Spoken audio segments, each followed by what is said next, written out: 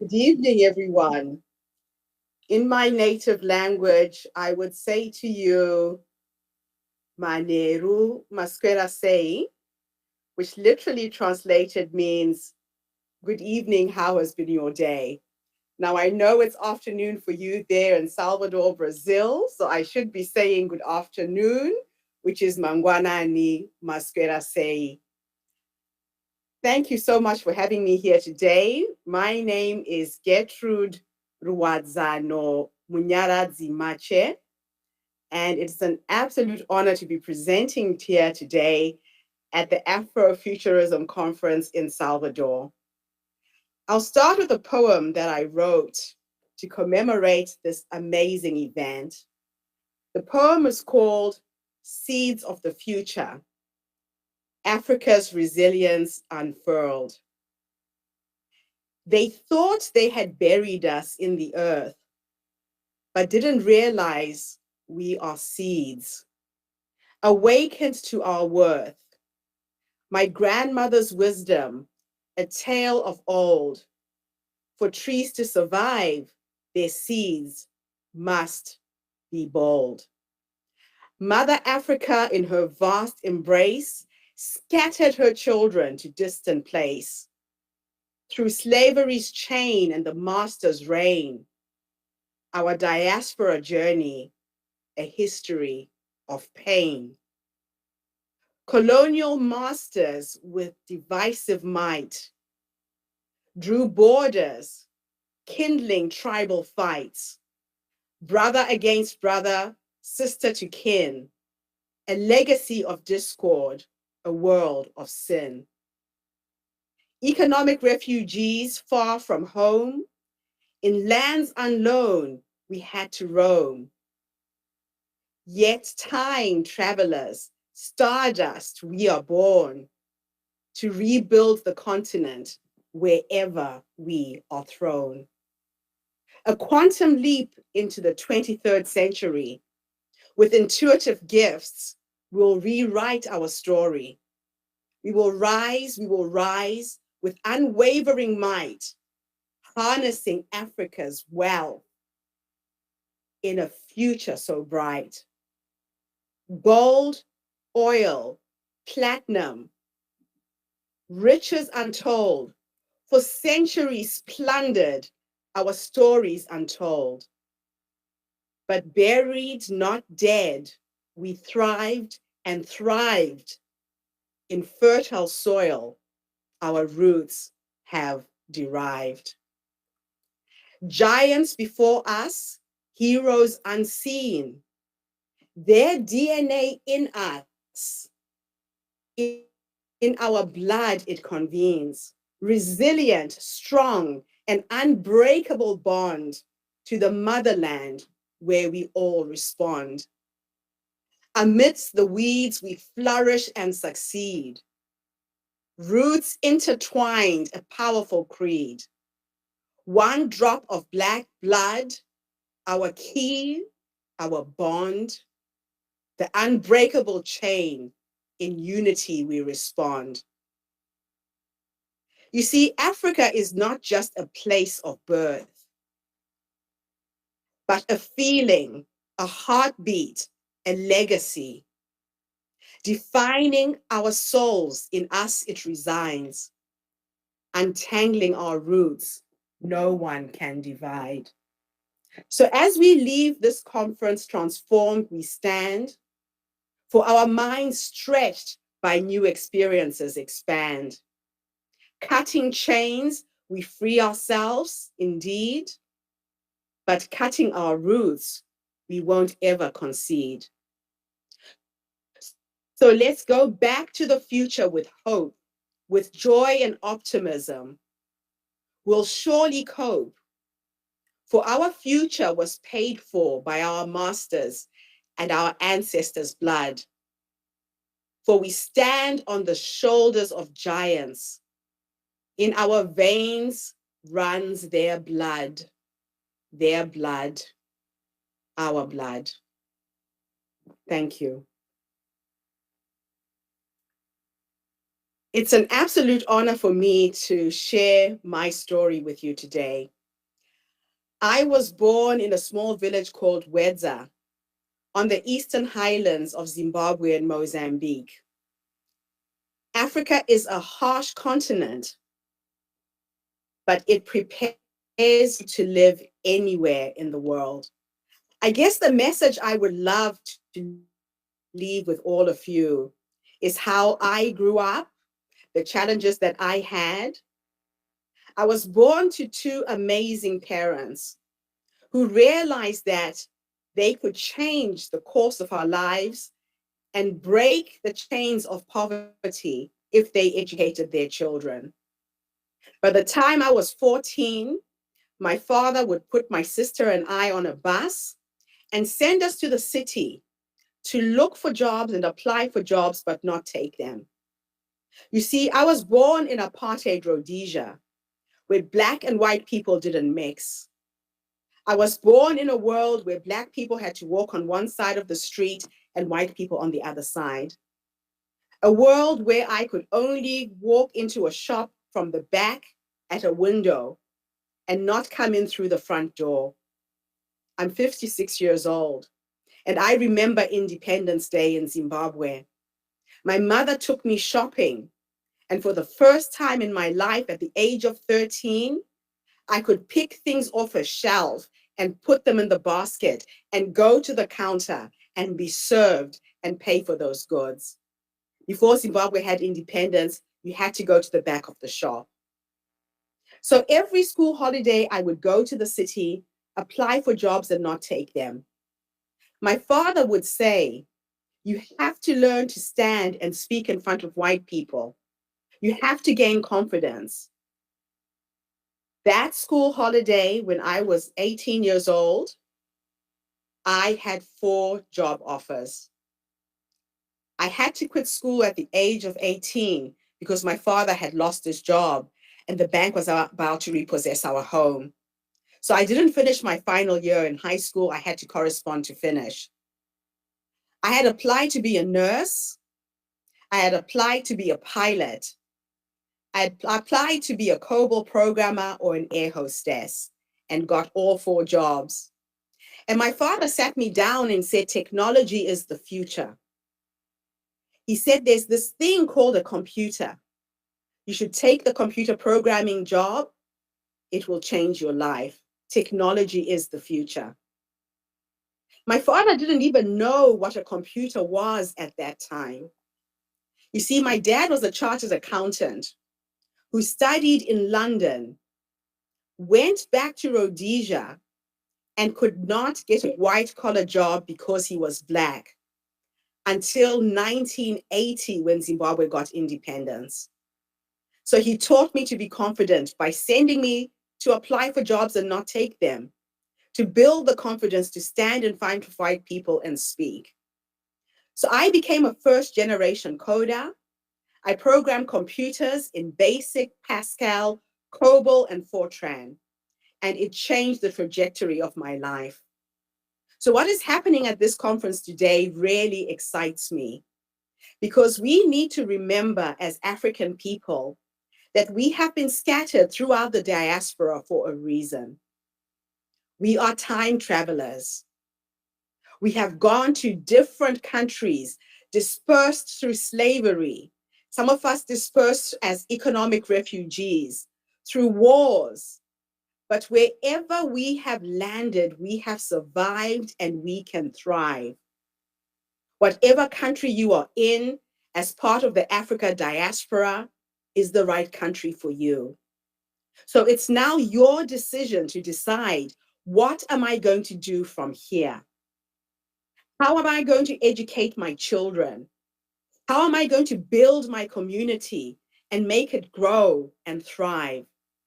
And how am I going to learn about my roots and learn about where I come from, so that as we travel back into the future, we can do this with pride, we can do this with knowledge, knowing that in our veins runs the blood of very, very strong people. You see, for you to survive as a person of African descent, somewhere in the diaspora. In Brazil, you were transported as slaves. Can you imagine what it took for your ancestors to survive that journey in the barrels of those slave ships for months, some dying from hunger, from disease? For you to stand in Brazil in 2023, you stand on the shoulders of giants. It is in your blood. That strength is psychological, it is physical. For you to be you, you have to look back to your ancestors and realize that you are special. You are stardust, and that strength exists within you. So I'm really excited to be here today. I'm excited to be sharing with you the Diversity Atlas, which is an amazing platform that was designed to count the levels of diversity within any organization. Why is it important for us to be counted? Do you know, for me, in Australia, in New Zealand, to be able to find a job, I am discriminated just by the color of my skin. I'm discriminated because of my surname. When I moved to Australia 2 years ago, I started looking for work. I'm 56 years old. The assumption that people have when they look at me the first time is that I'm a refugee, I'm uneducated, I can't bring anything to the table. So it has been hard, it has been frustrating, relocating to a new country with so many strikes against me. Ageism, I'm over 50 years old. Racism, I'm Black. I'm female. But still, I'm able to create from wherever I'm standing. So we're going to reveal who is in the room right now. Who are the people who have come to this amazing conference? We have mapped out the level of diversity that we have right now. 54% of you took up the challenge and asked to be counted. You filled out the survey, which took only 3 minutes. So if you haven't done the survey, please continue to go onto the QR code that was given out today. Fill in your details and be seen. These surveys are important because if we have data, if we have accurate data of whoever is in the room in any organization at events like this, so much can come out of understanding who you truly are. So the QR code is going to be online for, I think, another week. Use this opportunity to be seen, to be counted, and to be heard. So we're going to go and show what is in the room, who is in the room right now. Now, Shelley, are you going to show the PowerPoint presentation?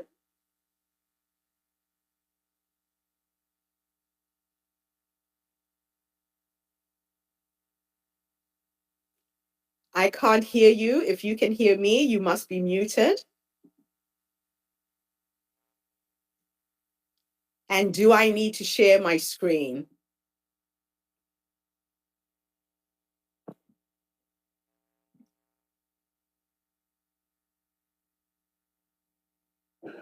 Okay.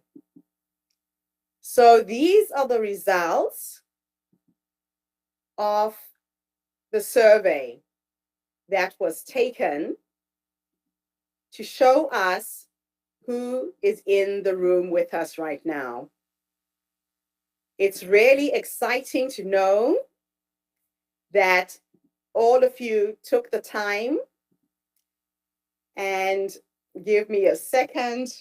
I will bring this up. I actually thought it was going to be shown from there.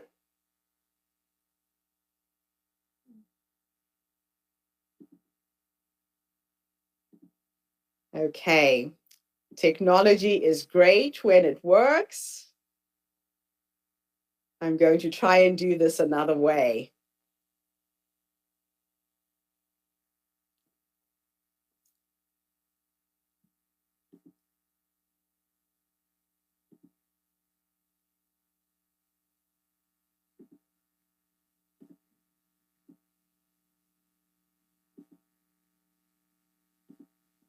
All right. Can you see my screen?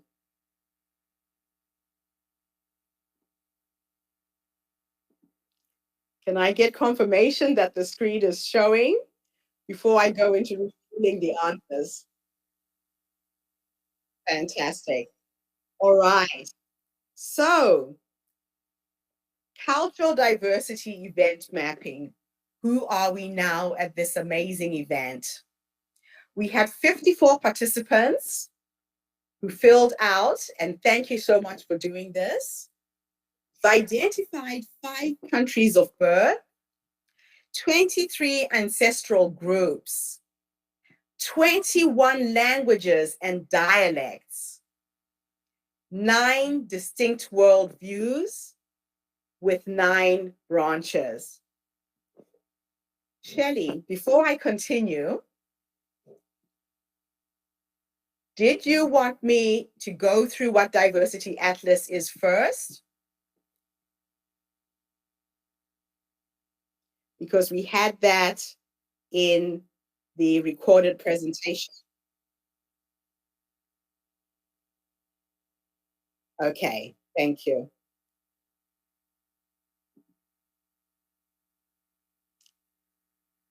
In terms of gender, we had 5.6 people choosing genders that are other than man or woman, which is not really a significant number. 65 women, 65% women tracks with our global research on DEI because women normally dominate this profession. In terms of ages, there was a spike in women in the early to mid 40s. The mode in both men and women is the same at that age. Sexuality, we have 37% men who are of the LGBTQI community and 28.6% females. 33.3% on non-heterosexuals is a very big number.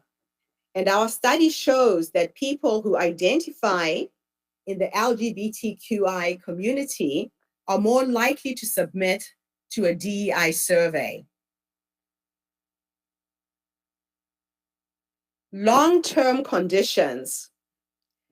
When we look at diversity in terms of long-term conditions, we find that mental health is one of the most common that is selected or chosen. With a medical condition, which is often the 2 most selected. In the technology industry, neurodiverse is often the most common. Some people chose not to answer this question.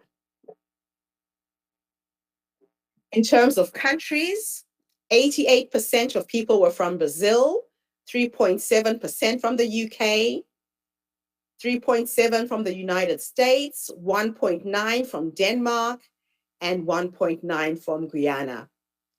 5 countries of birth, 2 of which with only 1 selection, Guyana and Denmark. 39% of people lived in another country that has impacted their lives, and 8% were born in a different country to their mother. Okay, in terms of our languages, Portuguese, 79%. There were 21 dialects from 14 languages. The Diversity Atlas has worked with anthropologists to map out different dialects from different language strains. It's great to see that the sign language was in the top 10. 1 selection of Northeast Portuguese and 1 selection of East Brasileira, pointing to regional dialects. The language tree view shows an expansion of these languages as well. There were 4 linguistic macro zones which were represented.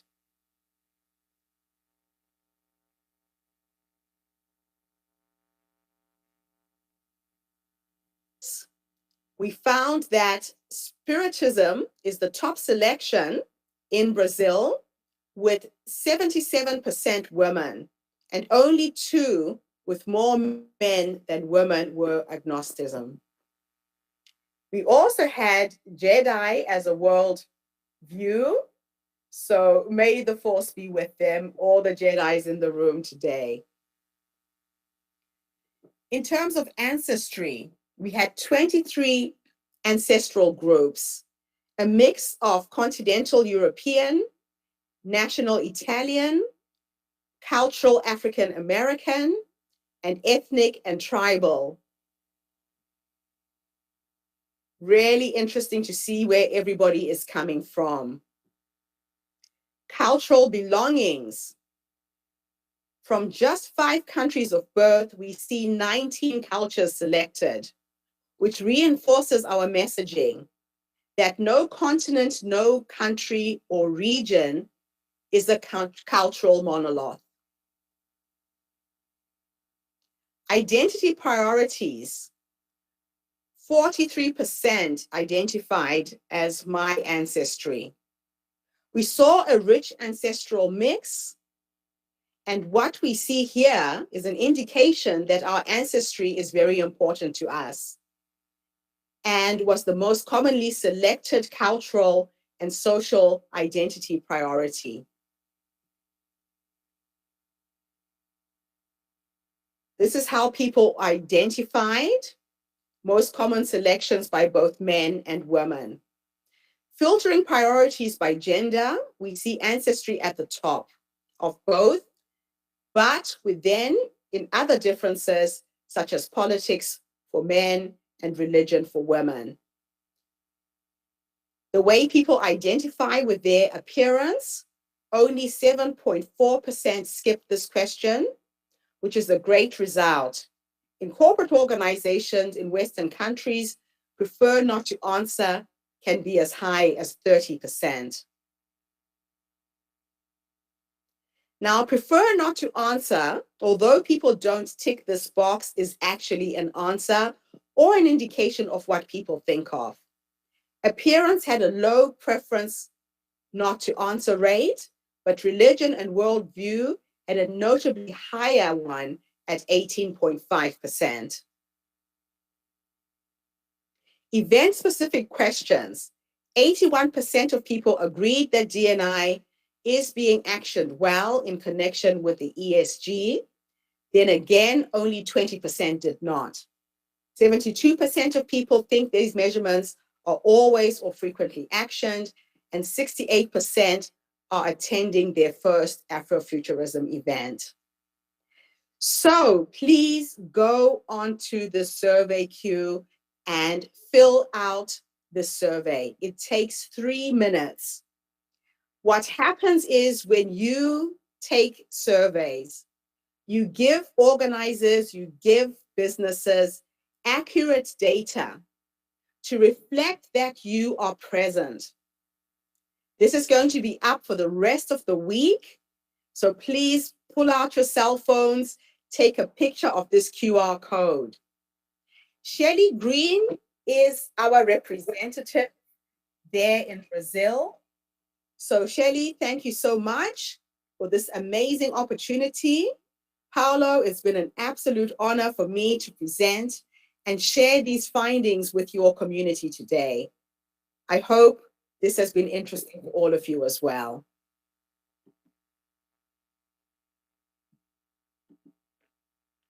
So with that, I will hand back over to you to continue with the conference.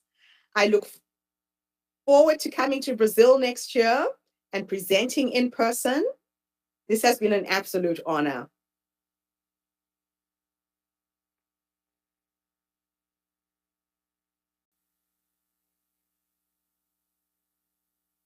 Bye.